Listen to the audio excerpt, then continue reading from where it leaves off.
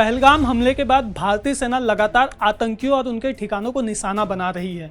Operation सिंदूर के बाद भारत और पाकिस्तान के बीच सीमा पर जारी सैन्य संघर्ष के बाद अब सीज फायर हो गया है। वहीं कश्मीर घाटी के शोपियां जिले में मंगलवार को सुरक्षा बलों को एक बड़ी कामयाबी हासिल हुई। शोपियां जिले में सुरक्षा बलों ने एनकाउंटर में लश्कर-ए-तैयबा के ऑपरेशन कमांडर समेत 3 आतंकवादियों को ढेर कर दिया है। मंगलवार को दक्षिण कश्मीर के शोपियां जिले के सुकरू लेकर इलाके में आतंकवादियों की मौजूदगी के बारे में पुख्ता जानकारी मिलने के बाद सुरक्षा बलों ने इलाके की घेराबंदी कर सर्च ऑपरेशन शुरू कर दिया।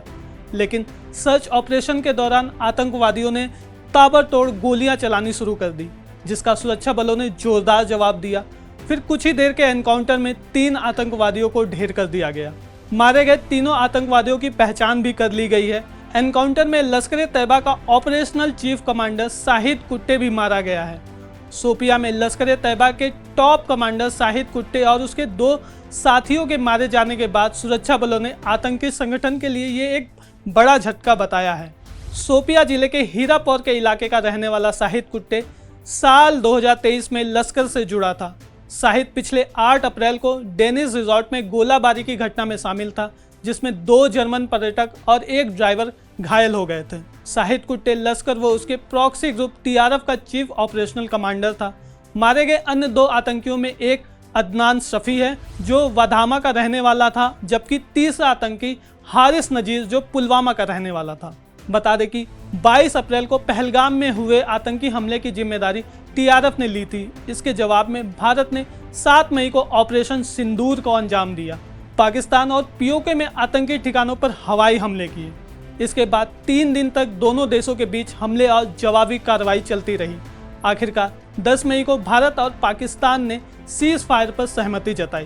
पहलगाम आतंकी हमले के बाद खुफिया एजेंसियों ने इस घटना में शामिल स्थानीय आतंकियों की भी तलाश तेज कर दी है। शाहिद कुट्टे और हारिस नजीर उन 14 आतंकियों की लिस्ट में मोस्ट वांटेड थे। शाहिद कुट्टे और हारिस नजीर दक्षिण कश्मीर के अनंतनाग, शोपियां और पुलवामा जिले में काफ़ी एक्टिव थे।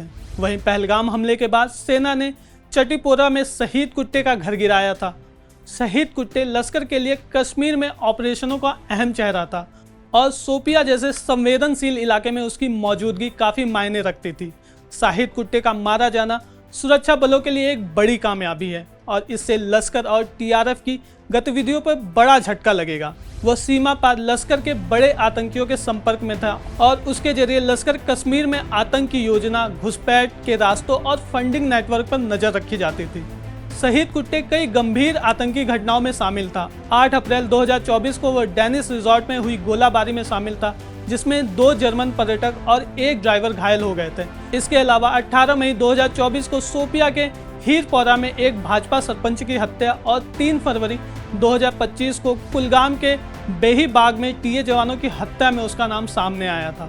अदनान शफी पर 18 अक्टूबर 2024 को शोपियां में कश्मीर में बाहर से काम करने आए मजदूरों के हत्या का आरोप था। देश दुनिया के ऐसे तमाम खबरों के लिए आप देखते रहे मनी कंट्रोल हिंदी।